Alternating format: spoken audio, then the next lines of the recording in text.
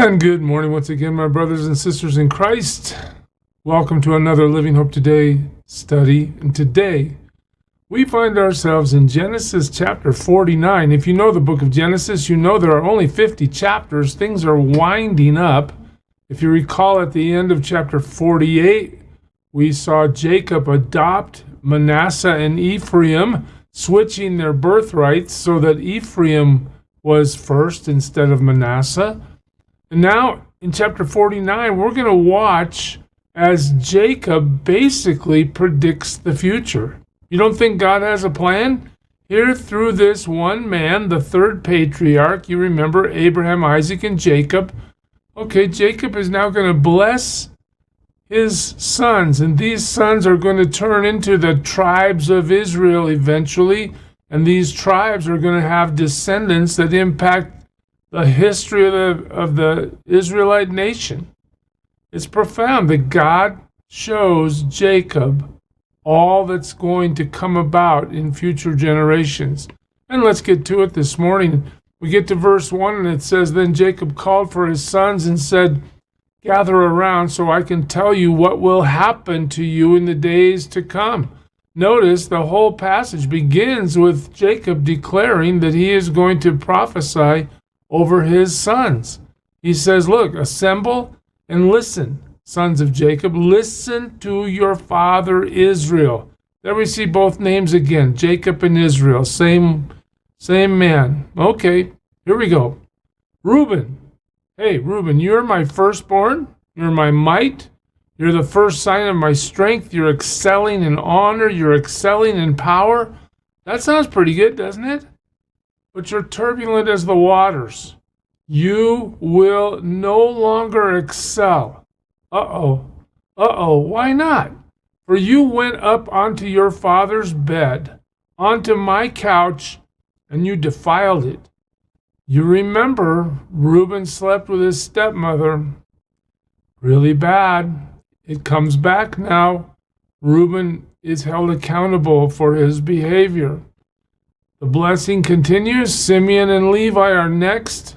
They're brothers, and Jacob says they're swords. There are weapons of violence. In other words, these are violent guys. Let me not enter their council. Let me not join their assembly, for they have killed men in their anger and hamstrung oxen as they pleased. You remember they killed all the people that raped. Well, there's only one that raped their sister Dinah, but they went to Shechem and wiped out all the men there. Their violence has been remembered by Jacob in this blessing. And you really don't get a blessing. Here's what you get. Cursed be their anger so fierce, and their fury so cruel. I will scatter them in Jacob and disperse them in Israel. That's what we're told about them. They're going to be scattered and dispersed. We move forward to Judah. Judah, your brothers will praise you. Wow, that's almost like what happened to Joseph, right? His brothers bowed down before him. And now Judah, we hear your brothers will praise you. Your hand will be on the neck of your enemies. That implies you're going to be a conqueror. Your father's sons will bow down to you. Your brothers will be subservient to you, just like Joseph. Oh, interesting, isn't it? And then he says this, you are a lion's cub, O Judah.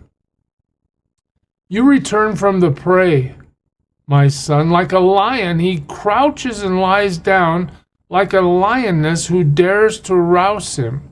So, okay, the comparison to Judah now is a lion, that he brings the point of a lion up. We know that lions are known to be king of the beasts.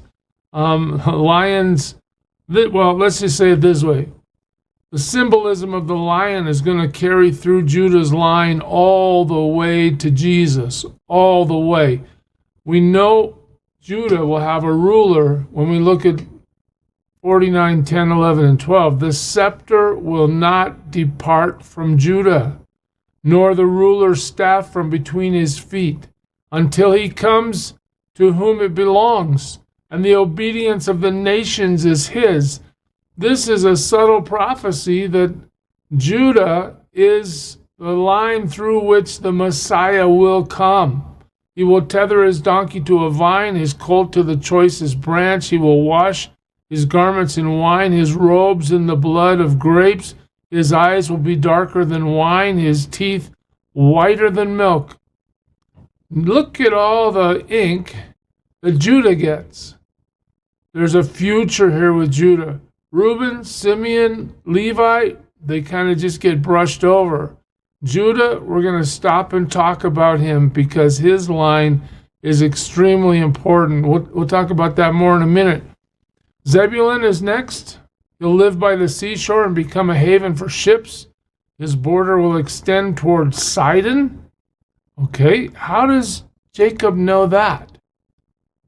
The Spirit of God is resting on him as he delivers his blessing to Zebulun. Next is Issachar. Issachar is a raw-boned donkey lying down between two saddlebags. When he sees how good his resting place is and how pleasant is his land, he will bend his shoulder to the burden and submit to forced labor. So Issachar's what? He's strong, and he is going to be known for his work. He's going to be willing to apply himself when he understands the blessings that he's operating within. We move forward to Dan. Dan will provide justice for his people as one of the tribes of Israel. Now you got to remember something here.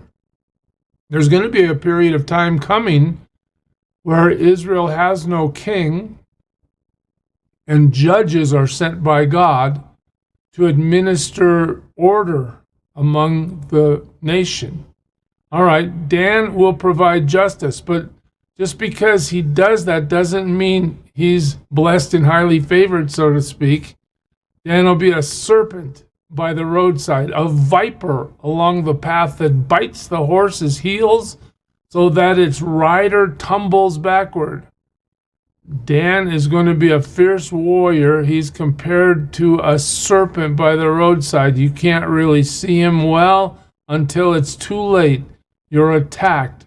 We know from the future that Dan eventually falls into terrible idolatry, the tribe, I should say.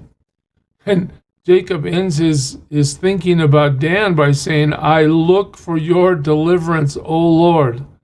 In other words, Dan is going to be fierce. And if you're dealing with Dan, you're going to be asking God for deliverance. Gad will be attacked by a band of raiders, but he will attack them at their heels. Notice, war, battle, military. Gad's going to be good as he counterattacks. Asher, what about him? Well, his food will be rich.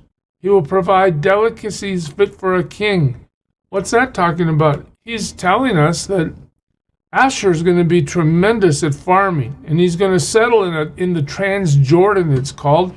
He's going to have fertile ground, and he'll end up having descendants that are really, really proficient when it comes to farming. Again, Naphtali is listed.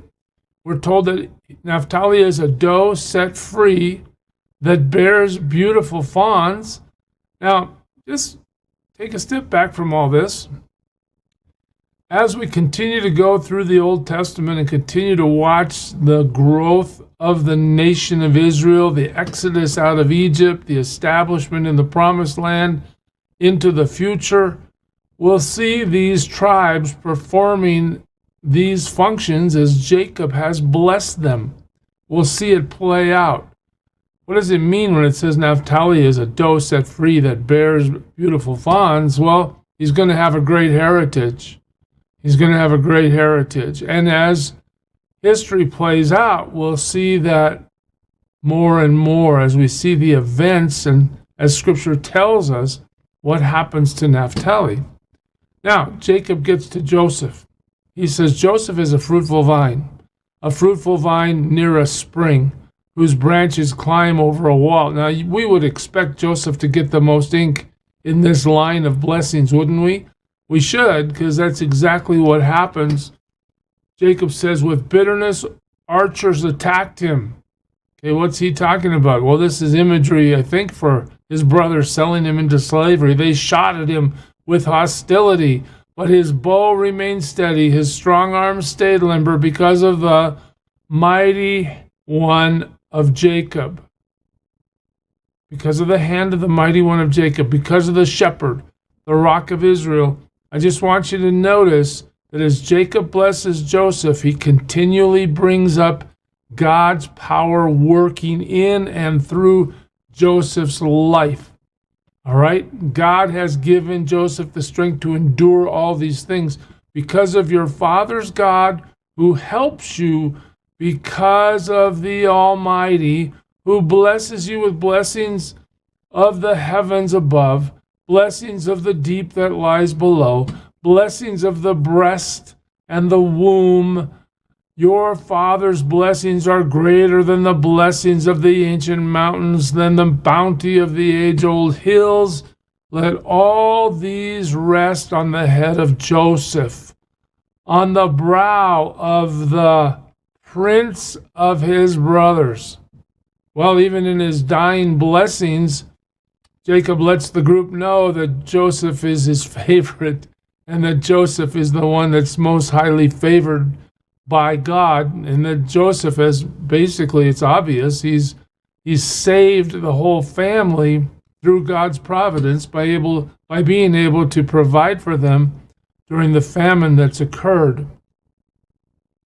Joseph, he's the most emphasized one of the brothers in this situation. Benjamin, he is a ravenous wolf. Really? What does that mean? He attacks, and he can't get enough. In the morning, he devours the prey. In the evening, he divides the plunder. So what should we expect? As we see the history of the nation play out, we should expect to see Benjamin being a great warrior and having descendants that are the same. All these are the 12 tribes of Israel, and this is what their father said to them when he blessed them, giving each the blessing appropriate to him. God has predicted these things. So quickly, let me finish the chapter. Then he gave them these instructions. I am about to be gathered to my people. Look at this. Look at this. Jacob, before he dies, he knows God's promise is going to be realized, and he is not going to live to see it. All right, what's God's promise? That they're going to inherit the Canaan land, the promised land. He knows it. They're going to become a great nation. They're going to inherit that land. So what does he say? I'm about to die. Okay, but I want you to bury me with my fathers in the cave, in the field of Ephron the Hittite, the cave in the field of Machpelah, near Mamre in Canaan, which Abraham bought as a burial place from Ephron the Hittite, along with the field. Remember this back several chapters ago. Abraham buys this field in chapter 23, and he buries Sarah there. All right? Now, Jacob says, bury me there too. In fact, it's emphasized. There Abraham and his wife Sarah were buried.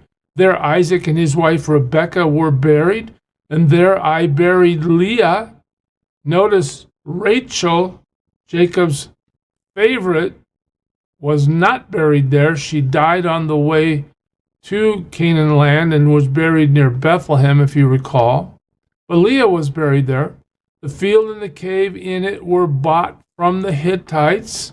Again, the whole history is recounted about that's why Jacob wants to be there. We own a piece of property in the new place God's going to take us to someday, and I want you to bury me there. When Jacob had finished giving instructions to his son, he drew his feet up into the bed. He breathed his last and was gathered to his people. So Jacob exits the stage of history. What a patriarch he was. But before I go today, let me just review with you. Reuben, he is told he's no longer going to excel. His birthright is erased. No judge, no prophet, no military leader comes from the line of Reuben.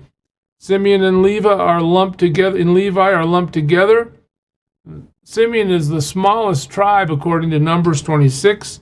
Levi is scattered. Levi does, however, receive the priesthood from God, so he's able to have that blessing in his life. Judah, the scepter is not going to depart from Judah. Through the line of Judah, we're going to have King David. We're going to have King Solomon. Ultimately, we're going to have Jesus. Judah prospers. Okay, Zebulun, well, he does get situated on a trade route that's used by sailors. He does have a lot of influence in that regard. Issachar, he's industrial. He's robust. He gets good land. He knows how to work hard. Dan, he's called by Jacob Justice. He's said to be a warrior. He's very aggressive. He's idolatrous, as you watch history play out. One interesting thing, you'll see him omitted from the 12-tribe list in Revelation 7 at the end of the book. Gad, he's a warrior. He produces valiant fighters. He's attacked, and he does attack back. He counterattacks. Asher, as we said, he's a great farmer, rich in food and produce. Naphtali, he's strong as a warrior. He produces Deborah and Barak as his line goes forward. Joseph, again, gets the majority of the press here. And we see what it says. He's the prince among his brothers. He's going to be fruitful. He has the blessings of heaven, the blessings of the deep, the blessings of the breast, the blessing of the womb, the blessing of ancient mountains and age-old hills. He is a prince. All right, and his father calls him that. All right, what do we have from there? Well, we have Benjamin. He's like a wolf. He's a great warrior. He does produce both significant Sauls in the Bible. The Saul, that is the first king of Israel, comes through the line of Benjamin. Saul of Tarsus in the New Testament, as we know him, Paul, writing half the New Testament. He is also from the tribe of Benjamin. Then you remember, we have Manasseh. He will become great. He should be the firstborn, but that privilege is given to Ephraim instead of Manasseh. All right? Ephraim produces the prophet Samuel eventually. Manasseh produces Gideon. But there you have it. These are the 12 tribes as we move forward.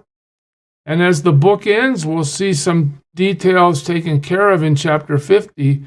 But from there, we're going to fast forward 400 years or so to see what happens when God delivers Israel from captivity in Egypt.